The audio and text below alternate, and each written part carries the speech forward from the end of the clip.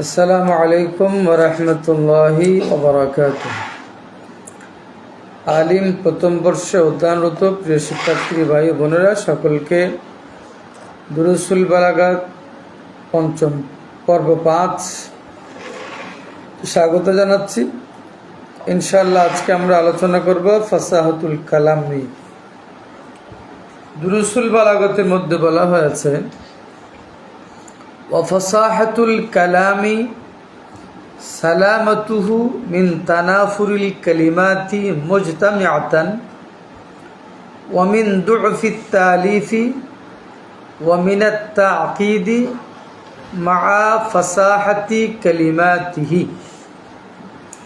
আমরা যদি শাব্দিক অর্থ করি ওয়াফাসাহাতুল কালাম, কালাম ফসি হওয়া মানেই হলো সালামতুহু, কালামটি বাক্যটি সালামত থাকা, নিরাপদ থাকা, মুক্ত থাকা।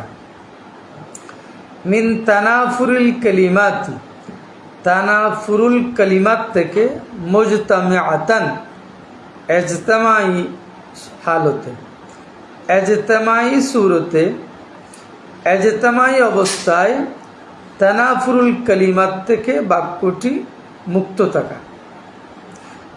তার মানে হলো পরস্পর কয়েকটি কালেমা একত্র মিলিত হওয়ার কারণে যেই তানাফুর সৃষ্টি হয়, সেই তানাফুর থেকে মুক্ত থাকা। ওয়ামিন দু'ফিত তালিফ, দু'ফে তালিফ থেকে মুক্ত থাকা। দুফে তালিফের শাব্দিক করতে হলো দুর্বল গঠন। ওয়ামিনাত তাকিদ, এবং তাকিদ থেকে মুক্ত থাকা।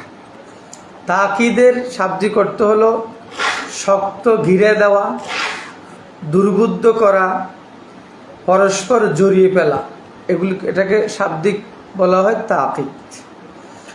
মা'a ফাসাহাতে কালিমাতিহি, ওই বাক্যের সকল কালেমা ফসি হওয়া অবস্থায়। তাহলে অর্থ কি দাঁড়াচ্ছে? ওয়া ফাসাহাতুল কালামি, ফাসাহাতুল কালাম হলো সালামতুহু, বাক্যটি মুক্ত থাকা, সালামত থাকা। মিন তানাফুরিল কালিমাতি মুজতামিআতান, ইজতিমাই হাইসিয়তে তানাফুরুল কালিমাত থেকে। ওয়ামিন দু'ফিত তালিফ, দু'ফে তালিফ থেকে। ওয়ামিনাত তাকিদি, এবং তাকিদ থেকে।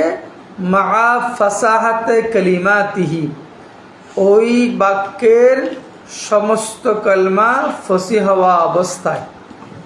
যদি আমরা সাজিয়ে বলি, ফাসাহাতুল কালাম বলা হয় বাক্যের বা কালামের সমস্ত কলমা ফসি হওয়ার সাথে সাথে কালামটি ইজতিমাই হাইসিয়তে তানাফুরুল কালিমাত থেকে মুক্ত থাকা, দু'ফে তালিফ থেকে মুক্ত থাকা, এবং তাকিদ থেকে মুক্ত থাকা। আবার বলছি, ফাসাহাতুল কালাম বলা হয় কালামের প্রত্যেকটি কালেমা ফসি হওয়ার সাথে সাথে কালামটি ইজতিমাই হাইসিয়তে তানাফুরুল কালিমাত থেকে মুক্ত থাকা, এবং দু'ফে তালিফ থেকে মুক্ত থাকা, এবং তাকিদ থেকে মুক্ত থাকা। আমরা যদি আরেকটু খোলাসা করে বলি, তাহলে কি এভাবে বলতে পারি, কালামে ফসি হলো, ফসি কালাম হলো ওই কালাম, ওই বাক্য যার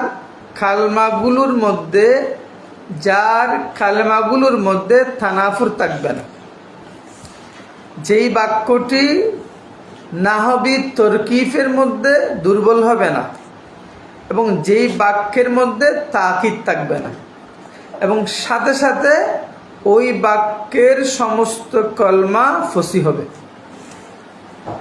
তাহলে আজকের মতো আমরা এখানে শেষ করছি। আসসালামু আলাইকুম ওয়া রাহমাতুল্লাহি ওয়া বারাকাতুহু।